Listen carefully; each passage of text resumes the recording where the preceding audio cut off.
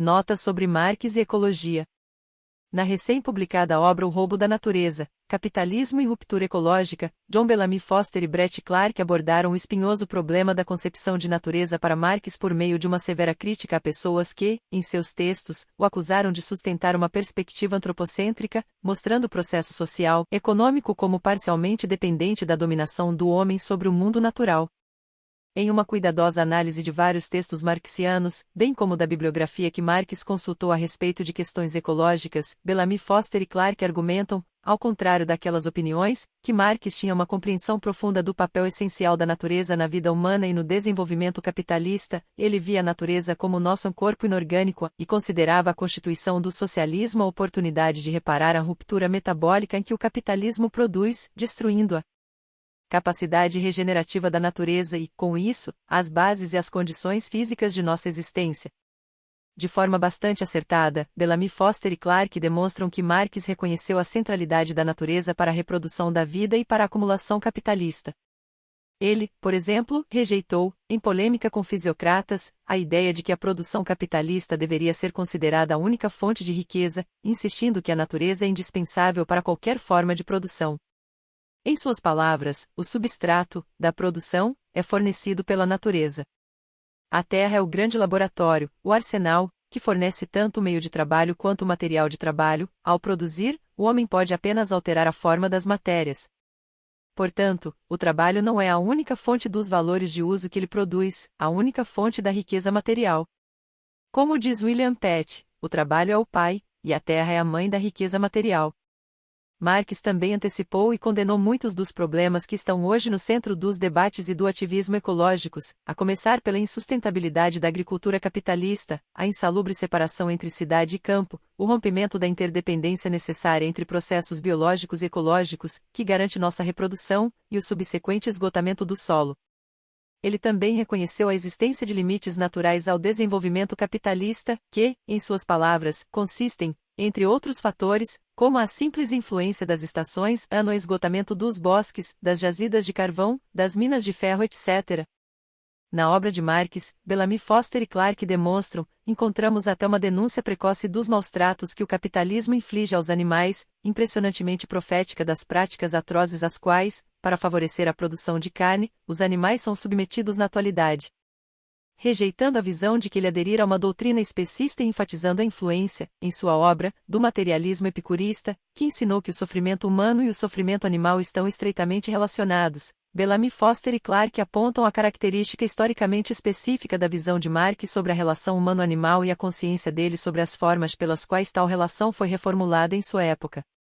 Ele, por exemplo, teceu comentários sobre a tendência a adiantar o momento de abate dos animais e sobre a decisão de transformar corpos em pura carne, a fim de engordá-los além do que seus ossos conseguiam suportar, um limite bastante ultrapassado nos dias de hoje por uma indústria da carne tão desensibilizada em relação ao sofrimento animal que, do nascimento ao instante do abate, muitos animais nunca ficam de pé, chegando muitas vezes ao abatedouro com os ossos se quebrando sob o peso da gordura normal, mas lucrativa. Então, concluem, Marx percebeu a guerra capitalista contra a natureza, denunciou-a e indicou a formação de uma sociedade socialista como a alternativa necessária. Assim, sua obra oferece uma base sólida para uma perspectiva ecológica. Como afirmado anteriormente, esse argumento é bastante oportuno e, de fato, grande parte da obra de Marx o confirma. Existem, no entanto, alguns aspectos da crítica de Marx à economia política que se contrapõem ao que seria considerada hoje uma perspectiva ecológica sólida. 3 pressupostos de Marx são inconsistentes com uma postura ecológica e particularmente problemáticos para serem avaliados de um ponto de vista histórico posterior a mais de 150 anos de devastação capitalista da Terra. Primeiro, a insistência de Marx na importância do capitalismo como uma fase histórica necessária cuja missão histórica é o desenvolvimento das forças produtivas, sendo esta, para ele, a precondição para iniciar um processo revolucionário e a formação de uma sociedade comunista. Esse é, sem dúvida, um dos aspectos mais problemáticos da obra de Marx, porque é difícil compreender como alguém que pôde escrever O Segredo da Acumulação Primitiva e descrever o horror do trabalho industrial poderia também falar sobre o desenvolvimento capitalista como via para um mundo melhor. Também é digno de nota que Marx nunca tenha levado em consideração as perdas provavelmente irreversíveis inerentes a tal desenvolvimento, como a de saberes acumulados ao longo de milênios. Voltarei a essa questão. Aqui, desejo acrescentar que aquilo que Marx tinha em mente como desenvolvimento das forças produtivas também tem sido tema de debate. Um pressuposto comum é o de que ele se referia ao desenvolvimento dos meios de produção e, em especial, ao alcance de altos níveis de conhecimento científico e tecnológico. Como consequência, esse aspecto da teoria de Marx também suscitou algumas críticas, já que parece postular uma relação direta entre desenvolvimento tecnológico e desenvolvimento moral-político. Marxistas autonomistas, como Antônio Negri, sustentaram, entretanto, que por forças produtivas devemos compreender não a maquinaria, e sim as capacidades e os saberes de trabalhadores e trabalhadoras, conforme apresentados nos Grundrisse sob a categoria intelecto geral. Em qualquer um dos casos, o certo é que ciência, tecnologia, industrialização e automação em larga escala exercem um papel-chave na concepção de Marx sobre a última fase do capitalismo. Prova disso são as famosas páginas dos Grundrisse em que ele descreve o futuro no qual a produção capitalista seria completamente automatizada e trabalhadores e trabalhadoras atuariam apenas na supervisão das máquinas. Nessa fase, nos é dito, o trabalho social necessário seria reduzido ao mínimo e, com o aumento do tempo livre, possibilitado pela economia do tempo de trabalho, trabalhadoras e trabalhadores estariam livres para desenvolver plenamente todas as suas forças criativas e produtivas. Em outra passagem, critiquei essa visão e o entusiasmo provocado entre setores da esquerda, argumentando que, mesmo que se concretizasse, essa seria uma utopia masculina, já que grande parte do trabalho de reprodução, sobretudo do trabalho de cuidado, não pode ser mecanizada. Neste capítulo, meu enfoque é nas consequências ecológicas dessa visão. Um mundo no qual todo o trabalho necessário fosse realizado por máquinas seria um mundo onde, com o tempo, a terra se tornaria desértica, ainda que no comando da nova sociedade não estivessem capitalistas em busca de lucro, e sim a produtores associados a não capitalistas que a regulem racionalmente esse seu metabolismo com a natureza, pois um processo de industrialização abrangente, mundial, exigiria necessariamente o uso de recursos não renováveis e o envenenamento da terra. Como sabemos, o grande poder industrial que Marx tanto admirava era movido a carvão e já naquela época, na Inglaterra, algumas vozes estavam se erguendo e reivindicando ar, água e terra puros. Na literatura, nomes do romantismo, como John Ruskin, manifestando-se sobre o perigo da poluição e a importância das árvores para a atmosfera, usaram palavras que hoje são proféticas. Vocês podem contaminar o ar com seus hábitos de vida e de morte, até onde quiserem. Poderiam facilmente contaminá-lo, até trazer tamanha epidemia ao globo que acabaria com todos vocês por toda parte, o tempo todo. Vocês o contaminam com emissões químicas asquerosas, e os horríveis covis, que vocês chamam de cidades, são pouco mais que laboratórios para a destilação de fumaças e odores venenosos céu adentro. Em segundo lugar, o poder de vocês sobre a chuva e as águas dos rios da terra infinita. Vocês podem levar chuva para onde quiserem, plantando com sabedoria e cultivando com esmero, ou podem continuar fazendo como tem feito agora, transformar cada rio da Inglaterra em um esgoto público. Hoje, a profecia de Ruskin foi plenamente confirmada. Não só na Inglaterra, mas em todo o planeta, rios, lagos e mares foram transformados em esgotos em que produtos químicos, plásticos e milhões de toneladas de materiais tóxicos são despejados todos os dias. Em vez de criar as condições materiais para uma sociedade comunista, o capitalismo e a industrialização estão destruindo a Terra, colocando em dúvida até mesmo a continuidade da vida no planeta. Todavia, marxistas adotaram por tanto tempo a crença no desenvolvimento industrial que, como Bellamy Foster e Clarke observam, mesmo em meio a uma catástrofe climática algumas pessoas olham para o desenvolvimento como inevitável, talvez porque ele acelere o processo por meio do qual o capitalismo cava sua própria sepultura. Devemos também reconsiderar a afirmação de Marx sobre os efeitos positivos da destruição de uma pequena propriedade fundiária e a concentração capitalista de terras, supostamente abrindo a porta para um sistema de produção agrícola mais avançado, racional. O argumento dele, aí, é de que uma sociedade de camponeses e camponesas livres, independentes, vivendo dos produtos de seu trabalho, seria inevitavelmente uma sociedade atrasada, uma vez que a maioria da população precisaria estar envolvida na agricultura, devido à falta de investimento na terra e à baixa produtividade resultante do trabalho, sem sobrar tempo para outras atividades. Assim, ele insinua, a dissolução dessa sociedade não deveria ser lamentada, pois o mundo dominado por pequenos camponeses e camponesas, agricultores e agricultoras de subsistência, seria um mundo de indivíduos isolados, bárbaros situados, em parte, à margem da sociedade, que combina toda a rusticidade das formações sociais primitivas com todos os tormentos e as misérias dos países civilizados. Como justificar uma postura de desprezo e desvalorização tão impressionantes da vida camponesa, que foi o principal modo de existência da maioria da população do planeta antes do advento do capitalismo? E como conciliá-la com a crítica de Marx ao capitalismo, com a tendência deste a amontoar trabalhadores e trabalhadoras em cidades, quebrando, assim, a troca metabólica entre seres humanos e natureza?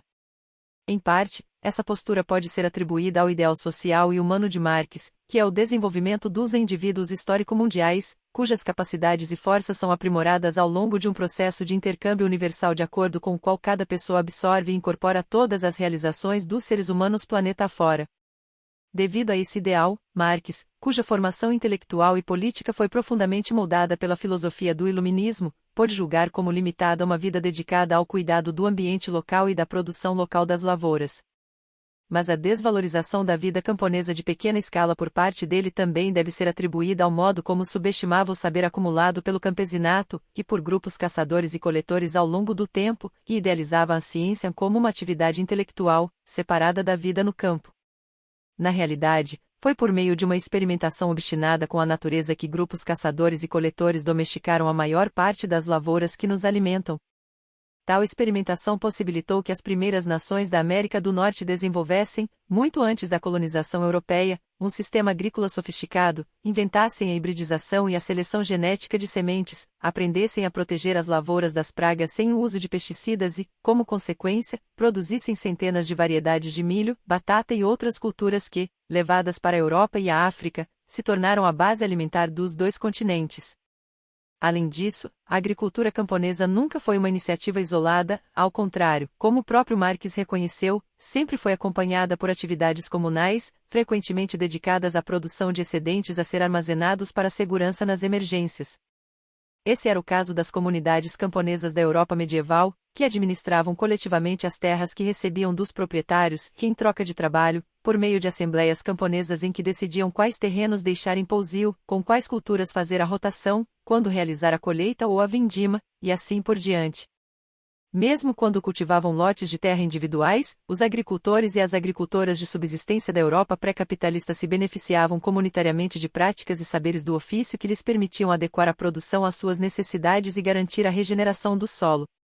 Tão fortes eram os laços comunais que uniam as camponesas e os camponeses atrasados, bárbaros, da Europa pré-capitalista que eles foram capazes de declarar guerra a quem os explorava, organizando verdadeiras guerras camponesas, um feito que trabalhadoras e trabalhadores industriais ainda precisam realizar. Os povos nativos da América do Norte também alcançaram, como sabemos, elevado grau de socialização, criando algumas das mais democráticas formas de vida comunal conhecidas antes do século XIX na Europa e nas Américas. Os sistemas sociais igualitários das populações aborígenes americanas eram tão inspiradores que viajantes que chegavam da Europa muitas vezes os descreveram como paraísos terrestres, e tais sistemas provavelmente influenciaram as noções de liberdade e democracia que se desenvolveram na Europa e nas colônias estadunidenses nos séculos XVIII e XIX. Também podemos questionar se a agricultura de pequena escala seria uma receita para a escassez, como Marx sugeriu. Uma história da agricultura de pequena escala nos diria, na verdade, que, quando as cidades estavam sofrendo com a fome, foi nas zonas rurais que se encontrou a comida, que, em épocas de crise alimentar, as pequenas hortas salvaram vidas. Em contrapartida, a destruição da pequena propriedade rural familiar, seja pelas mãos de proprietários rurais capitalistas, seja pela usurpação corporativa, é um dos desastres ecológicos e sociais de nossa época. Uma crise ecológica maior envolve a perda da confiança nos antigos métodos agrícolas, aperfeiçoados, como mencionado, por meio de um longo processo de adaptação a condições locais, e o surgimento de um campesinato dependente de técnicas e conhecimentos impostos por corporações agrícolas ou tão empobrecido pela expansão capitalista que a regeneração da terra não é mais uma de suas preocupações vitais. Marx nunca previu tais desdobramentos nem cogitou quem seriam os sujeitos que provavelmente promoveriam a luta por uma agricultura diferente. Já ecomarxistas da atualidade, como Paul Burke, presumiram que a mão de obra assalariada seria a protagonista da luta por um sistema ecológico regenerador. Ainda assim, em nome da garantia de emprego, até hoje muitos sindicatos, bem como trabalhadores e trabalhadoras, se opõem a qualquer forma de regulação ecológica e apoiam formas destrutivas de tecnologia, como o fraturamento hidráulico, apesar do perigo que representam para as comunidades em que a extração de petróleo acontece. São as mulheres, sobretudo na América Latina, que hoje lideram a luta por um ambiente ecológico seguro, são elas que estão à frente da reprodução de suas famílias e conhecem bem as consequências do envenenamento da terra e das águas para o futuro de suas comunidades. Em oposição ao papel hegemônico do agronegócio e das sementes estéreis da Monsanto, elas praticam a seleção de sementes e criam bancos de sementes, retomando métodos tradicionais, como o multicultivo, que aumenta o teor de nitrogênio da terra, e a plantação de ervas que servem para proteger as lavouras de pragas, sem o uso de pesticidas. Marx não pode ser acusado de não antecipar a imensa destrutividade do desenvolvimento capitalista. Impressionado com as forças desencadeadas pelo processo de industrialização, nitidamente convencido de que elas poderiam ser recanalizadas na direção de objetivos apropriados e confiante, devemos supor, de que o capitalismo logo entraria em uma crise terminal. Ele oscila constantemente entre polos opostos, enfatizando ora a destrutividade, ora as possibilidades sem precedentes que acreditava que o desenvolvimento capitalista criaria para o futuro da humanidade. Essa ambiguidade, entretanto, não pode ser a posição adotada por nós nem se justifica historicamente. A história do desenvolvimento das forças produtivas é a história da colonização, de ondas recorrentes de fome, do desaparecimento de milhares de espécies e de uma alienação crescente em relação ao mundo natural que está nos deixando insensíveis à catástrofe ecológica diante de nós e às práticas cruéis que marcam a produção de nossa vida cotidiana. Em um mundo em que o alcance global do desenvolvimento capitalista assume a forma de extrativismo, perfuração de poços de petróleo, desmatamento, tudo isso produzindo deslocamentos populacionais em massa e uma crise climática que coloca em risco a vida no planeta, o que para Marx podia parecer uma possível via para a libertação talvez seja, para nós, um pesadelo histórico.